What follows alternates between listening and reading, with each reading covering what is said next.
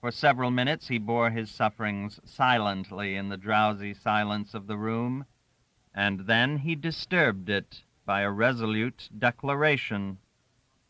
"I am going on to the Continent tomorrow." His wife might have fallen asleep already. He could not tell. As a matter of fact, Mrs. Verloc had heard him. Her eyes remained very wide open, and she lay very still, confirmed in her instinctive conviction that things don't bear looking into very much. And yet it was nothing very unusual for Mr. Verloc to take such a trip. He renewed his stock from Paris and Brussels. Often he went over to make his purchases personally. A little select connection of amateurs was forming around the shop in Brett Street, a secret connection eminently proper for any business undertaken by Mr. Verloc, who, by a mystic accord of temperament and necessity, had been set apart to be a secret agent all his life. He waited for a while, then added, "I'll be away a week or perhaps a fortnight. Get Mrs. Neal to come for the day." Mrs. Neal was the charwoman of Brett Street. Victim of her marriage with a debauched joiner, she was oppressed by the needs of many infant children. Red-armed and aproned in coarse sacking up to the armpits, she exhaled the anguish of the poor in a breath of soapsuds and rum, in the uproar of scrubbing, in the clatter of tin pails. Mrs. Verloc, full of deep purpose, spoke in the tone of the shallowest indifference. "There is no need to have the woman here all day. I shall do very well with Stevie." She let the lonely clock on the landing count off 15 ticks into the abyss of eternity, and asked, "Shall I put the light out?" Mr. Verloc snapped at his wife huskily, "Put it out."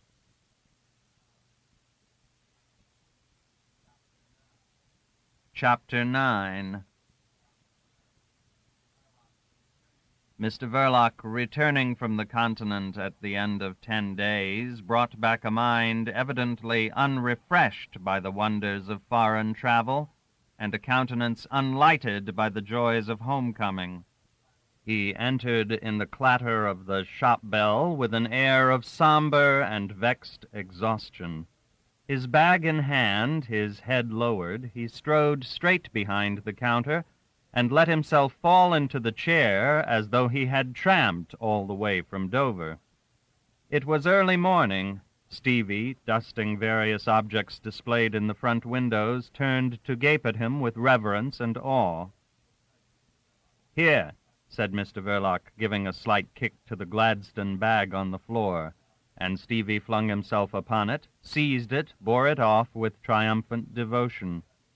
He was so prompt that Mr. Verloc was distinctly surprised. Already, at the clatter of the shop bell, Mrs. Neal, blackleading the parlor grate, had looked through the door, and, rising from her knees, had gone, aproned and grimy with everlasting toil, to tell Mrs. Verloc in the kitchen that there was the master come back. Winnie came no farther than the inner shop door. "You want some breakfast?" she said from a distance.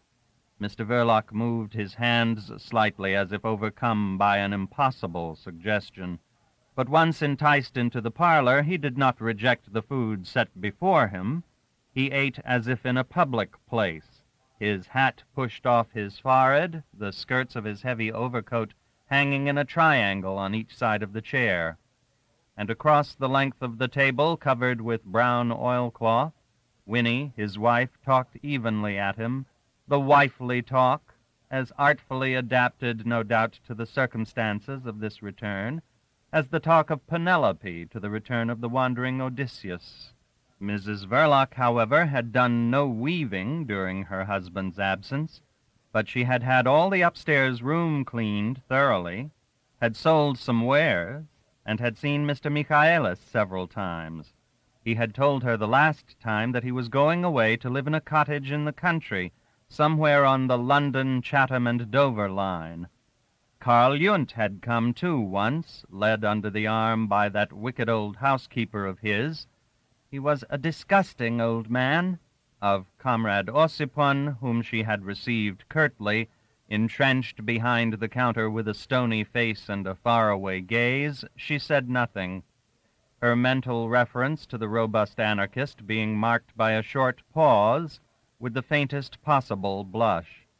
And bringing in her brother Stevie as soon as she could into the current of domestic events, she mentioned that the boy had moped a good deal. "It's all along of Mother leaving us like this." Mr. Verloc neither said damn nor yet Stevie be hanged, and Mrs. Verloc, not let into the secret of his thoughts, failed to appreciate the generosity of this restraint. "It isn't that he doesn't work as well as ever," she continued. "He's been making himself very useful. You'd think he couldn't do enough for us." Mr. Verloc directed a casual and somnolent glance at Stevie, who sat on his right, delicate, pale-faced, his rosy mouth open vacantly. It was not a critical glance, it had no intention, and if Mr. Verloc thought for a moment that his wife's brother looked uncommonly useless, it was only a dull and fleeting thought, devoid of that force and durability which enables sometimes a thought to move the world. Leaning back, Mr. Verloc uncovered his head. Before his extended arm could put down the hat, Stevie pounced upon it and bore it off reverently into the kitchen. And again Mr. Verloc was surprised. "You could do anything with that boy, Adolf," Mrs. Verloc said with her best air of inflexible calmness. "He would go through fire for you. He—" She paused, attentive, her ear turned towards the door of the kitchen. There Mrs. Neal was scrubbing the floor. At Stevie's appearance, she groaned lamentably, having observed that he could be induced easily to bestow for the benefit of her infant children the shilling his sister Winnie presented him with from time to time. On all fours amongst the puddles, wet and begrimed, like a sort of amphibious and domestic animal living in ash bins and dirty water, she uttered the usual exordium, "It's all very well for you, kept doing nothing like a gentleman," and she followed it with the everlasting plaint of the poor, pathetically mendacious, miserably authenticated by the horrible breath of cheap rum and soap-suds. She scrubbed hard, snuffling all the time and talking volubly, and she was sincere, and on each side of her thin red nose her bleared, misty eyes swam in tears, because she felt really the want of some sort of stimulant in the morning. In the parlor, Mrs. Verloc observed with knowledge, "There's Mrs. Neal at it again with her harrowing tales about her little children. They can't be all so little as she makes them out. Some of them must be big enough by now to try to do something for themselves. It only makes Stevie angry." These words were confirmed by a thud as of a fist striking the kitchen table. In the normal evolution of his sympathy, Stevie had become angry on discovering that he had no shilling in his pocket. In his inability to relieve at once Mrs. Neal's little un's privations, he felt that somebody should be made to suffer for it. Mrs. Verloc rose and went into the kitchen to "stop that nonsense," and she did it firmly but gently. She was well aware that directly Mrs. Neal received her money, she went round the corner to drink ardent spirits in a mean and musty public house, the unavoidable station on the Via Dolorosa of her life. Mrs. Verloc's comment upon this practice had an unexpected profundity, as coming from a person disinclined to look under the surface of things. "Of course, what is she to do to keep up? If I were like Mrs. Neal, I expect I wouldn't act any different."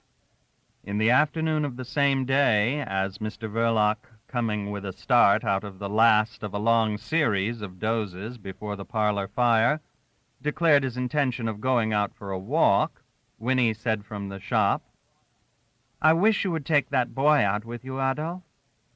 For the third time that day, Mr. Verloc was surprised. He stared stupidly at his wife. She continued in her steady manner, The boy, whenever he was not doing anything, moped in the house. It made her uneasy. It made her nervous, she confessed. And that, from the calm Winnie, sounded like exaggeration. But in truth, Stevie moped in the striking fashion of an unhappy domestic animal. He would go up on the dark landing to sit on the floor at the foot of the tall clock with his knees drawn up and his head in his hands. To come upon his pallid face with its big eyes gleaming in the dusk was discomposing. To think of him up there was uncomfortable. Mr. Verloc got used to the startling novelty of the idea. He was fond of his wife as a man should be, that is, generously. But a weighty objection presented itself to his mind, and he formulated it. "He'll lose sight of me, perhaps, and get lost in the street," he said. Mrs. Verloc shook her head competently. "He won't. You don't know him. That boy just worships you. But if you should miss him—" Mrs. Verloc paused for a moment, but only for a moment. "You just go on and have your walk out. Don't worry. He'll be all right. He's sure to turn up safe here before very long." This optimism procured for Mr. Verloc his fourth surprise of the day. "Is he?" he grunted doubtfully. But perhaps his brother-in-law was not such an idiot as he looked. His wife would know best. He turned away his heavy eyes, saying huskily, "Well, let him come along, then," and relapsed into the clutches of black care, that perhaps prefers to sit behind a horseman, but knows also how to tread close on the heels of people not sufficiently well off to keep horses, like Mr. Verloc, for instance. Winnie at the shop door did not see this fatal attendant upon Mr. Verloc's walks. She watched the two figures down the squalid street, one tall and burly, the other slight and short, with a thin neck, and the peaked shoulders raised slightly under the large, semi-transparent ears. The material of their overcoats was the same. Their hats were black and round in shape. Inspired by the similarity of wearing apparel, Mrs. Verloc gave rein to her fancy. "Might be father and son," she said to herself. She thought also that Mr. Verloc was as much of a father as poor Stevie ever had in his life. She was aware also that it was her work, and with peaceful pride she congratulated herself on a certain resolution she had taken a few years before. It had cost her some effort and even a few tears. She congratulated herself still more on observing in the course of days that Mr. Verloc seemed to be taking kindly to Stevie's companionship. Now, when ready to go out for his walk, Mr. Verloc called aloud to the boy, in the spirit, no doubt, in which a man invites the attendance of the household dog, though, of course, in a different manner. In the house, Mr. Verloc could be detected staring curiously at Stevie a good deal. His own demeanor had changed. Taciturn still, he was not so listless. Mrs. Verloc thought that he was rather jumpy at times. It might have been regarded as an improvement. As to Stevie, he moped no longer at the foot of the clock, but muttered to himself in corners instead, in a threatening tone. When asked, "What is it you're saying, Stevie?" he merely opened his mouth and squinted at his sister. At odd times he clenched his fists without apparent cause, and when discovered in solitude would be scowling at the wall with the sheet of paper and the pencil given him for drawing circles lying blank and idle on the kitchen table. This was a change, but it was no improvement. Mrs. Verloc, including all these vagaries under the general definition of excitement, began to fear that Stevie was hearing more than was good for him of her husband's conversations with his friends. During his walks, Mr. Verloc, of course, met and conversed with various persons. It could hardly be otherwise. His walks were an integral part of his outdoor activities, which his wife had never looked deeply into. Mrs. Verloc felt that the position was delicate, but she faced it with the same impenetrable calmness which impressed and even astonished the customers of the shop, and made the other visitors keep their distance a little wonderingly. No, she feared that there were things not good for Stevie to hear of, she told her husband. It only excited the poor boy because he could not help them being so. Nobody could. It was in the shop. Mr. Verloc made no comment. He made no retort, and yet the retort was obvious. But he refrained from pointing out to his wife that the idea of making Stevie the companion of his walks was her own and nobody else's. At that moment, to an impartial observer, Mr. Verloc would have appeared more than human in his magnanimity. He took down a small cardboard box from a shelf, peeped in to see that the contents were all right, and put it down gently on the counter. Not till that was done did he break the silence to the effect that, most likely, Stevie would profit greatly by being sent out of town for a while, only he supposed his wife could not get on without him. "Could not get on without him," repeated Mrs. Verloc slowly. "I couldn't get on without him if it were for his good? The idea! Of course I can get on without him, but there's nowhere for him to go." Mr. Verloc got out some brown paper and a ball of string, and meanwhile he muttered that Michaelis was living in a little cottage in the country. Michaelis wouldn't mind giving Stevie a room to sleep in. There were no visitors and no talk there. Michaelis was writing a book. Mrs. Verloc declared her affection for Michaelis, mentioned her abhorrence of Karl Jund, nasty old man, and of Ossipon she said nothing. As to Stevie, he could be no other than very pleased. Mr. Michaelis was always so nice and kind to him. He seemed to like the boy. Well, the boy was a good boy. "You, too, seem to have grown quite fond of him of late," she added after a pause, with her inflexible assurance.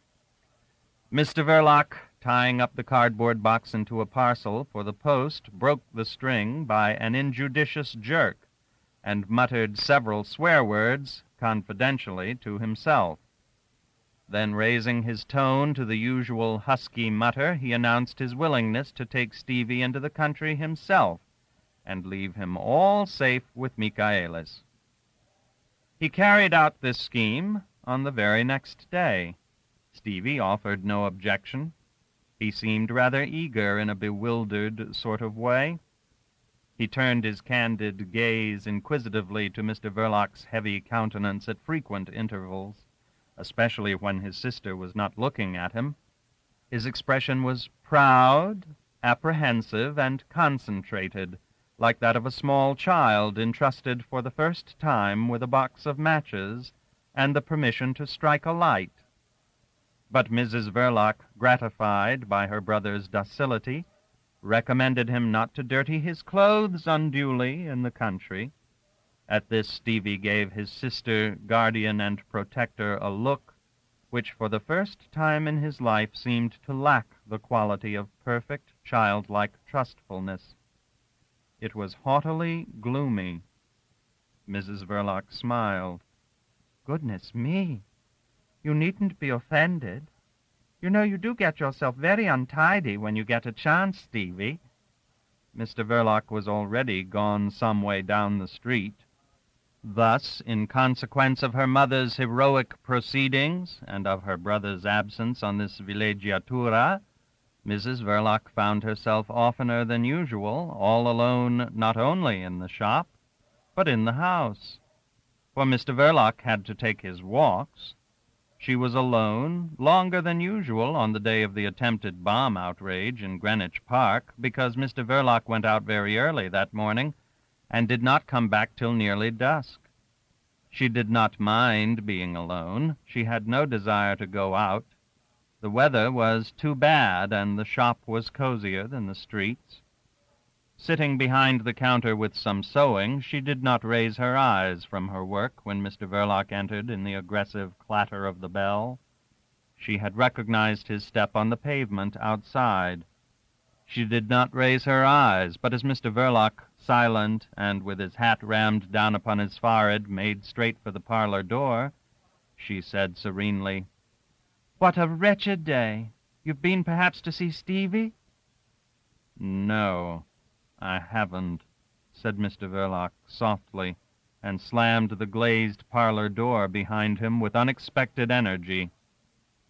For some time Mrs. Verloc remained quiescent, with her work dropped in her lap, before she put it away under the counter and got up to light the gas.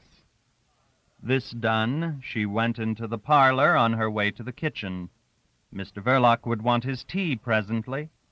Confident of the power of her charms, Winnie did not expect from her husband, in the daily intercourse of their married life, a ceremonious amenity of address and courtliness of manner, vain and antiquated forms at best, probably never very exactly observed, discarded nowadays even in the highest spheres, and always foreign to the standards of her class. She did not look for courtesies from him, but he was a good husband, and she had a loyal respect for his rights. Mrs. Verloc would have gone through the parlor and on to her domestic duties in the kitchen with the perfect serenity of a woman sure of the power of her charms.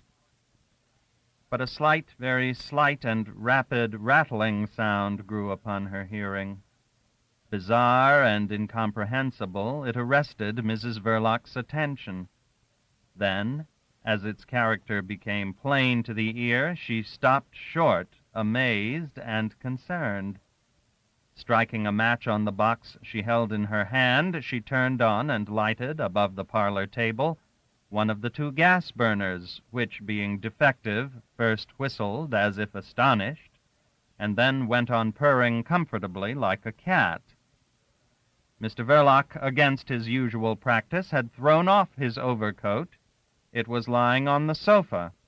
His hat, which he must also have thrown off, rested overturned under the edge of the sofa. He had dragged a chair in front of the fireplace, and his feet planted inside the fender, his head held between his hands, he was hanging low over the glowing grate. His teeth rattled with an ungovernable violence, causing his whole enormous back to tremble at the same rate. Mrs. Verloc was startled. "You've been getting wet," she said. "Not very," Mr. Verloc managed to falter out in a profound shudder. By a great effort he suppressed the rattling of his teeth. "I'll have you laid up on my hands," she said with genuine uneasiness. "I don't think so," remarked Mr. Verloc, snuffling huskily. He had certainly contrived somehow to catch an abominable cold between 7 in the morning and 5 in the afternoon. Mrs. Verloc looked at his bowed back. "Where have you been today?" she asked. "Nowhere," answered Mr. Verloc in a low, choked, nasal tone. His attitude suggested aggrieved sulks or a severe headache. The insufficiency and uncandidness of his answer became painfully apparent in the dead silence of the room. He snuffled apologetically and added, "I've been to the bank." Mrs. Verloc became attentive. "You have?" she said dispassionately. "What for?" Mr. Verloc mumbled, with his nose over the grate, and with marked unwillingness, "Draw the money out." "What do you mean, all of it?" "Yes, all of it." Mrs. Verloc spread out with care the scanty tablecloth, got 2 knives and 2 forks out of the table drawer, and suddenly stopped in her methodical proceedings. "What did you do that for?" "May want it soon," snuffled vaguely Mr. Verloc, who was coming to the end of his calculated indiscretions. "I don't know what you mean," remarked his wife in a tone perfectly casual, but standing stock still between the table and the cupboard. "You know you can trust me." Mr. Verloc remarked to the grate with hoarse feeling.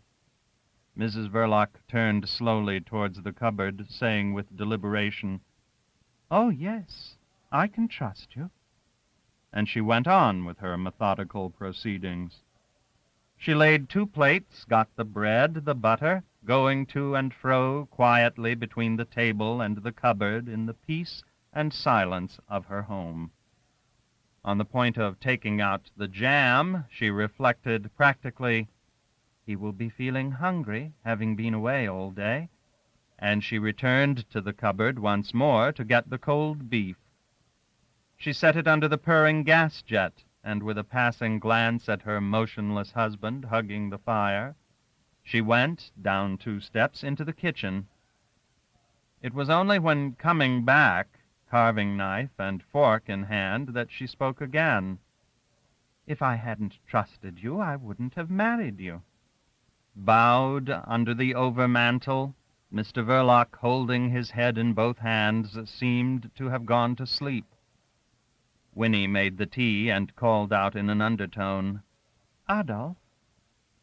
Mr. Verloc got up at once and staggered a little before he sat down at the table. His wife, examining the sharp edge of the carving knife, placed it on the dish, and called his attention to the cold beef. He remained insensible to the suggestion, with his chin on his breast. "You should feed your cold," Mrs. Verloc said dogmatically. He looked up and shook his head. His eyes were bloodshot and his face red.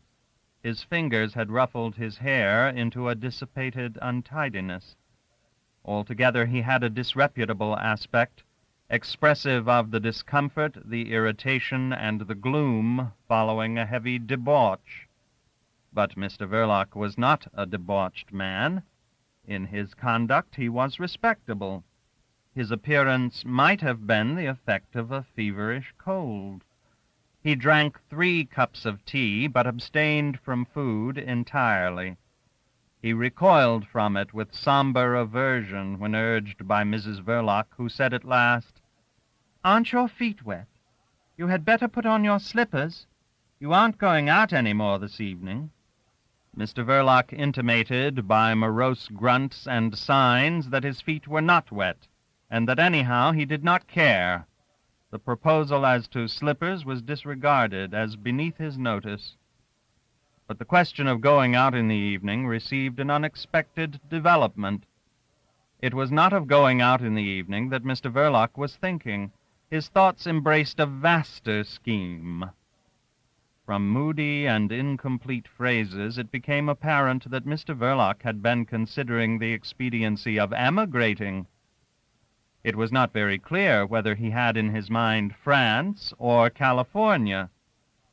The utter unexpectedness, improbability, and inconceivableness of such an event robbed this vague declaration of all its effect. Mrs. Verloc, as placidly as if her husband had been threatening her with the end of the world, said, "The idea!" Mr. Verloc declared himself sick and tired of everything, and besides, she interrupted him, "You've a bad cold." It was indeed obvious that Mr. Verloc was not in his usual state, physically and even mentally. A somber irresolution held him silent for a while. Then he murmured a few ominous generalities on the theme of necessity. "We'll have to," repeated Winnie, sitting calmly back with folded arms opposite her husband. "I should like to know who's to make you. You ain't a slave. No one need be a slave in this country, and don't you make yourself one." She paused, and with invincible and steady candor, "The business isn't so bad," she went on. "You've got a comfortable home." She glanced all round the parlor, from the corner cupboard to the good fire in the grate. Ensconced cozily behind the shop of doubtful wares, with the mysteriously dim window and its door suspiciously ajar in the obscure and narrow street, It was, in all essentials of domestic propriety and domestic comfort, a respectable home. Her devoted affection missed out of it her brother Stevie, now enjoying a damp villeggiatura in the Kentish lanes under the care of Mr. Michaelis. She missed him poignantly with all the force of her protecting passion. This was the boy's home, too, the roof, the cupboard, the stoked grate. On this thought Mrs. Verloc rose, and walking to the other end of the table, said in the fullness of her heart, "And you are not tired of me?" Mr. Verloc made no sound. Winnie leaned on his shoulder from behind and pressed her lips to his forehead.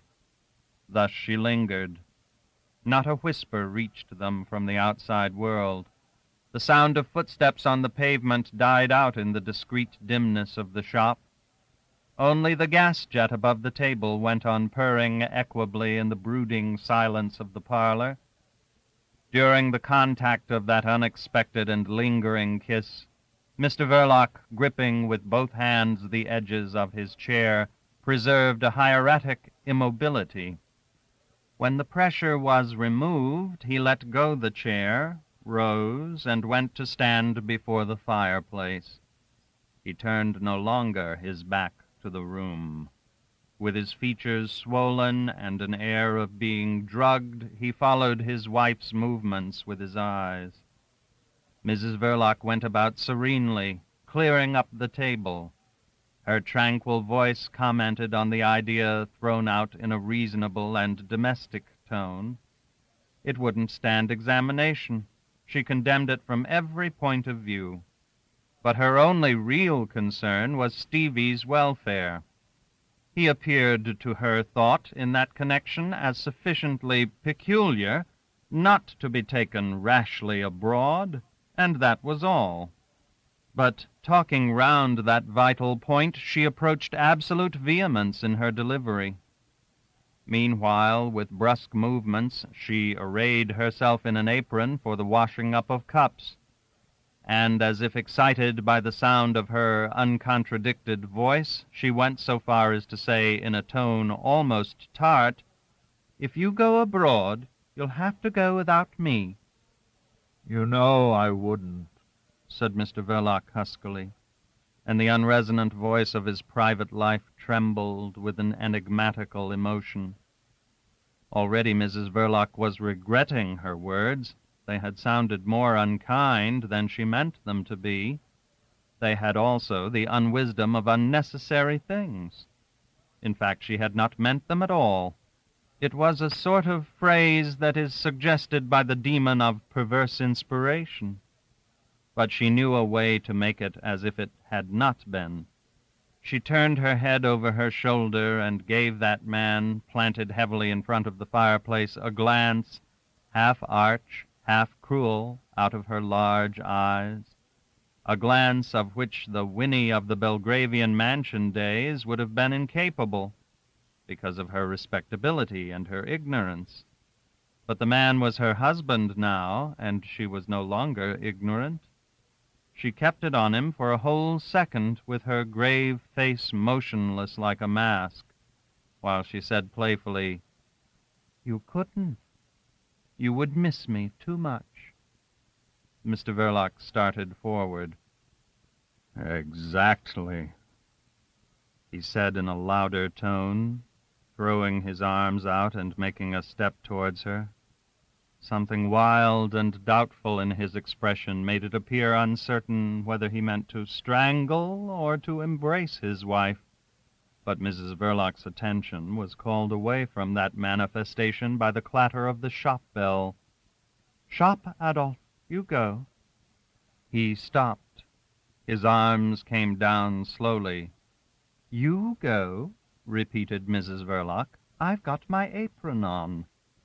Mr. Verloc obeyed, woodenly, stony-eyed, and like an automaton whose face had been painted red. And this resemblance to a mechanical figure went so far that he had an automaton's absurd air of being aware of the machinery inside of him. He closed the parlor door, and Mrs. Verloc, moving briskly, carried the tray into the kitchen. She washed the cups and some other things before she stopped in her work to listen. No sound reached her. The customer was a long time in the shop. It was a customer because if he had not been, Mr. Verloc would have taken him inside. Undoing the strings of her apron with a jerk, she threw it on a chair and walked back to the parlor slowly. At that precise moment, Mr. Verloc entered from the shop. He had gone in red. He came out a strange, papery white. His face, losing its drugged, feverish stupor, had in that short time acquired a bewildered and harassed expression. He walked straight to the sofa and stood looking down at his overcoat lying there, as though he were afraid to touch it. "What's the matter?" asked Mrs. Verloc in a subdued voice. Through the door left ajar, she could see that the customer was not gone yet. "I find I'll have to go out this evening," said Mr. Verloc. He did not attempt to pick up his outer garment. Without a word, Winnie made for the shop and, shutting the door after her, walked in behind the counter. She did not look overtly at the customer till she had established herself comfortably on the chair, but by that time she had noted that he was tall and thin and wore his mustaches twisted up. In fact, he gave the sharp points a twist just then. His long, bony face rose out of a turned-up collar. He was a little splashed, a little wet, a dark man with the ridge of the cheekbone well defined under the slightly hollow temple. A complete stranger. Not a customer, either. Mrs. Verloc looked at him placidly. "You came over from the continent?" she said after a time. The long, thin stranger, without exactly looking at Mrs. Verloc, answered only by a faint and peculiar smile. Mrs. Verloc's steady, incurious gaze rested on him. "You understand English, don't you?" "Oh, yes, I understand English." There was nothing foreign in his accent, except that he seemed in his slow enunciation to be taking pains with it, and Mrs. Verloc, in her varied experience, had come to the conclusion that some foreigners could speak better English than the natives. She said, looking at the door of the parlor fixedly, "You don't think perhaps of staying in England for good?" The stranger gave her again a silent smile.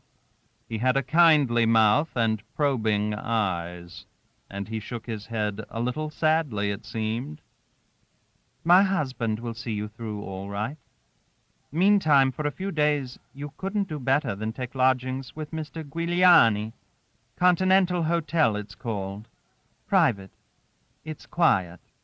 My husband will take you there." "A good idea," said the thin, dark man, whose glance had hardened suddenly. "You knew Mr. Verloc before, didn't you? Perhaps in France?"